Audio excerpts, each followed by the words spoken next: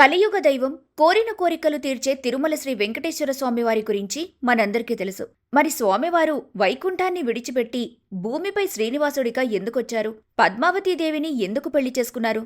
ఈ వీడియోలో తెలుసుకుందాం. పురాణాల ప్రకారం ఒకానొకప్పుడు వైకుంఠంలో శ్రీ మహావిష్ణువు తన భార్య లక్ష్మీదేవితో కలిసి విశ్రాంతి తీసుకుంటున్నారు. అదే సమయంలో భృగు మహర్షి విష్ణువును దర్శించడానికి వచ్చాడు. విష్ణువు విశ్రాంతిలో ఉండటం వల్ల భృగు మహర్షి రాకను గమనించలేదు. దానికి కోపగించిన భృగు మహర్షి ఏకంగా విష్ణువు వక్షస్థలంపై తన్నేశాడు. విష్ణువు ఆ మహర్షిని క్షమించినప్పటికీ లక్ష్మీదేవి మాత్రం తీవ్ర మనస్తాపం చెందింది. తన నివాస స్థలమైన భర్త వక్షస్థలాన్ని తన్నినందుకు చాలా బాధపడింది. దీంతో లక్ష్మీదేవి కోపంతో వైకుంఠాన్ని విడిచిపెట్టి భూమిపైకి వచ్చి కోలాపూర్లో నివాసం ఏర్పరచుకుంది. తన పవిత్ర శక్తైన లక్ష్మీదేవి విడిచి వెళ్లిపోవటం వల్ల విష్ణువు కూడా బాధతో వైకుంఠాన్ని విడిచిపెట్టి ఆమెను వెతుకుతూ భూలోకానికి వచ్చాడు. ఆయన తనకు నివాసంగా 7 కొండల్లో ఒకటైన తిరుమల పర్వతాన్ని ఎంచుకున్నాడు. అప్పటి నుంచి ఆయన్ని శ్రీనివాసుడు అని పిలవటం మొదలుపెట్టారు. లక్ష్మీదేవి లేని లోటుతో బాధపడుతున్న శ్రీనివాసుడికి ఆహారం అందించడానికి ఒక ఆవు ప్రతిరోజు పాలు పోసేది.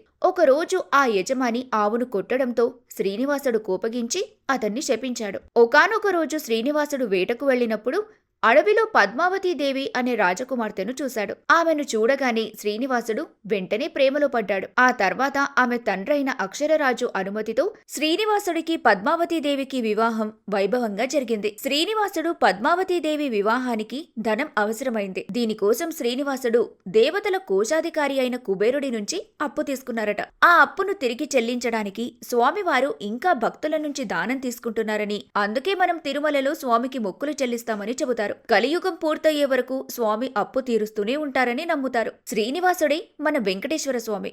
ఆయన కేవలం దేవుడు మాత్రమే కాదు, మనలాంటి కష్టాలు పడ్డా, ప్రేమించినా, అప్పు తీసుకున్న ఒక మానవ స్వరూపం కూడా. అందుకే ఆయన్ని భక్తితో, విశ్వాసంతో, ప్రేమతో పూజిస్తే మన కష్టాలన్నీ తీరి కోరికలు నెరవేరుతాయని భక్తుల విశ్వాసం.